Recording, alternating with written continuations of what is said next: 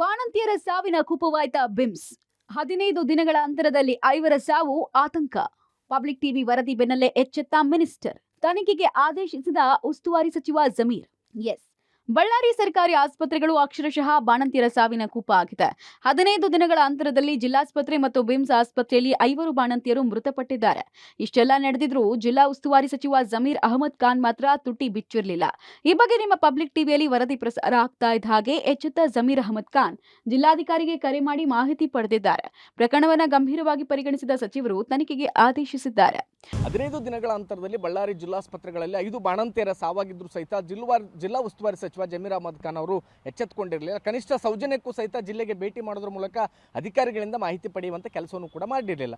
ಅದ್ಯಾವಾಗ public ಟಿವಿಯಲ್ಲಿ back to back ವರದಿಗಳು ಪ್ರಸಾರ ಆಯಿತು, ಜಿಲ್ಲಾ ಉಸ್ತುವಾರಿ ಸಚಿವ ಜಮೀರ್ ಅಹಮದ್ ಖಾನ್ ಅವರು ಸಂಪೂರ್ಣ ನಿರ್ಲಕ್ಷ್ಯವನ್ನು ವಹಿಸಿದ್ದಾರೆ. ಇಷ್ಟೆಲ್ಲ ಬಾಣಂತಿಯರ ಸರಣಿ ಸಾವಾಗಿದ್ರೂ ಸಹಿತ ಜಿಲ್ಲೆಗೆ ಬರ್ತಿಲ್ಲ. ಅದ್ರ ಜೊತೆಗೆ ಇಡೀ 5 ಬಾಣಂತಿಯರ ಸಾವಿನಲ್ಲೂ ಸಹಿತ ಈಗಾಗಲೇ ಜಿಲ್ಲಾ ವೈದ್ಯಾಧಿಕಾರಿಗಳ ನಿರ್ಲಕ್ಷ್ಯ ಎದ್ದು ಕಾಣುತ್ತಿದೆ ಅನ್ನುವಂಥ ರೀತಿಯಲ್ಲಿ ವರದಿಯನ್ನು ಮಾಡಿದ ನಂತರದಲ್ಲಿ ಇದೀಗ ಜಿಲ್ಲಾ ಉಸ್ತುವಾರಿ ಸಚಿವ ಜಮೀರ್ ಅಹಮದ್ ಖಾನ್ ಅವರು ಎಚ್ಚೆತ್ತುಕೊಂಡಿದ್ದಾರೆ.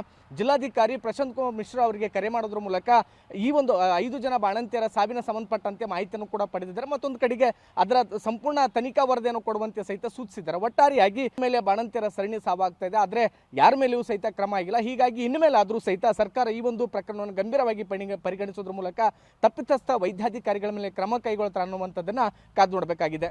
ನವೆಂಬರ್ 9ನೇ ತಾರೀಕು ಬಳ್ಳಾರಿ ಜಿಲ್ಲಾಸ್ಪತ್ರೆಯಲ್ಲಿ ಸಿಸೇರಿಯನ್ ಮಾಡಿಸಿಕೊಂಡಿದ್ದ 4 ಬಾಣಂತಿಯರು 15 ದಿನಗಳ ಅಂತರದಲ್ಲಿ ಮೃತಪಟ್ಟಿದ್ರು. ಆ ಘಟನೆಯ ನಡುವೆಯೇ ನಿನ್ನೆ ಬಳ್ಳಾರಿಯ ಬಿಮ್ಸ್ ಆಸ್ಪತ್ರೆಯಲ್ಲಿ ಮತ್ತೆ ಓರ್ವ ಬಾಣಂತಿ ಸಾವನ್ನಪ್ಪಿದ್ದಾಳೆ. ವಿಜಯನಗರದ ಜಿಲ್ಲೆಯ ಕೂಡ್ಲಿಗಿ ತಾಲೂಕಿನ ಸಿಎಸ್ಪುರ ಗ್ರಾಮದ ಮಹಾಲಕ್ಷ್ಮಿ ಕಳೆದ ಭಾನುವಾರ ಬಿಮ್ಸ್ ಆಸ್ಪತ್ರೆಗೆ ಹೆರಿಗೆಗೆ ದಾಖಲಾಗಿದ್ರು. ವೈದ್ಯರ ಸಲಹೆ ಮೇರೆಗೆ ಮಹಾಲಕ್ಷ್ಮಿಗೆ ನಾರ್ಮಲ್ ಹೆರಿಗೆ ಆಗಿತ್ತು. ಆದರೆ ಹೆರಿಗೆ ಬಳಿಕ ತೀವ್ರ ರಕ್ತಸ್ರಾವದಿಂದ ಮಹಾಲಕ್ಷ್ಮಿ ಸಾವನ್ನಪ್ಪಿದ್ದಾರೆ. ಇದು ವೈದ್ಯರ ನಿರ್ಲಕ್ಷ್ಯದಿಂದ ಸಾವಾಗಿದೆ ಅಂತ ಪೋಷಕರು ಆರೋಪಿಸಿದ್ರು. ಹೆರಿಗೆ ಆಗ್ತದ ಅಲ್ಲಿ ಸೀರಿಯಸ್ ಆಯ್ತು ಅಂತ ಇಲ್ಲಿಗೆ ಏನು ಸೀರಿಯಸ್ ಇದ್ದಿಲ್ಲ ಅಂದ ಎಲ್ಲ ರಿಪೋರ್ಟ್ ತೋರಿಸಿವಿ. ಅವ್ರಿಗೆ ಏನಿಲ್ಲ ಅಂತ ಹೇಳ್ಬಿಟ್ರು. ಇಲ್ಲಿ ಕರ್ಕೊಂಬಂದು ಬಿಟ್ಟಿದ್ವಿ. ರಿಪೋರ್ಟ್ ಮಾಡ್ಸಕ್ಕೆ ಹೋದೆ ನಾನು. ಹುಡುಗನ ಎತ್ಕೊಂಬಂದ್ರು. ಅಯ್ಯೋ ಯಾಕೆ ಬರಲಿಲ್ಲ ನೋಡ ಅಂದ ಅಲ್ಲೇ ಬಿಸಾಕ್ಬಿಟ್ಟಾರ ಅವ್ರು. ಅಲ್ಲೇ ಇತ್ತು. ಒಳಕ್ಕೆ ಹೋದ್ರೆ ಬಿಡಿಸ್ಕೊಂಡ್ಲಿಲ್ಲ ಒಬ್ಬರನ್ನ. ಹೊರಕ್ಕೆ ಹೋಗಂದು ದಬ್ಬಿದ್ರು. ಆಮೇಲೆ ಸೀರಿಯಸ್ ಆದ್ರ ಮೇಲೆ ಕರ್ಕೊಂಬಂದ್ರು. ಒಂದೇ ಬಾರಿಗೆ ಸಿಸೇರಿಯನ್ಗೆ ಒಳಗಾಗಿದ್ದ ಬಾಣಂತಿಯರ ಮರಣದ ಬಳಿಕವೂ ಆರೋಗ್ಯ ಇಲಾಖೆ ಅಧಿಕಾರಿಗಳು ಎಚ್ಚೆತ್ತುಕೊಂಡಿರಲಿಲ್ಲ. ಜಿಲ್ಲಾ ಉಸ್ತುವಾರಿ ಸಚಿವರು ಜಿಲ್ಲೆಗೆ ಬಂದು ಆತ್ಮಾವಲೋಕನ ಮಾಡಿರಲಿಲ್ಲ. ಇಂದು ಪಬ್ಲಿಕ್ ಟಿವಿ ವಿಸ್ತೃತ ವರದಿ ಬಳಿಕ ಎಚ್ಚೆತ್ತುಕೊಂಡಿರುವ ಸಚಿವರು ಮೌಖಿಕವಾಗಿ ತನಿಖೆಗೆ ಆದೇಶಿಸಿದ್ದಾರೆ. ಈ ಪ್ರಕರಣದಲ್ಲಿ ವೈದ್ಯರ ಲೋಪದೋಷ ಆಗಿಲ್ಲ ಅಂತ ಆರೋಗ್ಯ ಸಚಿವ ದಿನೇಶ್ ಗುಂಡೂರಾವ್ ಸ್ಪಷ್ಟಪಡಿಸಿದ್ದಾರೆ. ಔಷಧಿಯಲ್ಲಿ ಏನಾದರೂ ಲೋಪ ಆಗಿದೆಯಾ ಅಂತ ವರದಿ ಕಳಿಸಿದ್ದೀವಿ. ವರದಿ ಬಂದ ಬಳಿಕ ಮುಂದಿನ ಕ್ರಮ ತೆಗೆದುಕೊಳ್ತೀವಿ ಎಂದಿದ್ದಾರೆ. ಸಮಿತಿಯನ್ನು ರಚನೆ ಮಾಡಿ ಅವ್ರ ಮುಖಾಂತರ ಅದೊಂದು ತಂಡವನ್ನು ಅಲ್ಲಿ ಕಳಿಸ್ಕೊಟ್ಟಲ್ಲಿ ನೀವು ಇದನ್ನು ಪರಿಶೀಲನೆ ಮಾಡಿ ಅಂತಲೂ ಕೂಡ ಹೇಳೋದು. ಸೊ ಅವರು ಅದನ್ನು ಒಂದು ವರದಿಯನ್ನು ಕೊಟ್ಟಿದ್ದಾರೆ.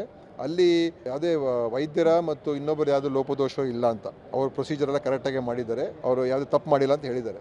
ಆದರೆ ಇನ್ನೊಂದು ಏನಂತ ಹೇಳಿದ್ರೆ ಕೆಲವು ಔಷಧಿಗಳನ್ನ ನಾವು ಪರಿಶೀಲನೆಗೆ ನಾವು ಕಳಿಸಿದ್ದೀವಿ ಲ್ಯಾಬ್ಗಳಿಗೆ. ಅದು ನೋಡ್ಕೊಂಡು ನಂತರ ನಿಮಗೆ ನಾನು ತಿಳಿಸ್ತೀನಿ. ಒಟ್ಟಲ್ಲಿ ಈ ಪ್ರಕರಣದಲ್ಲಿ ಯಾರದೇ ತಪ್ಪಿದ್ರೂ ಸರ್ಕಾರ ಕಠಿಣ ಕ್ರಮ ಕೈಗೊಂಡು ಬಾಣಂತಿಯರ ಸಾವಿಗೆ ನ್ಯಾಯ ಕೊಡಿಸಬೇಕಾಗಿದೆ.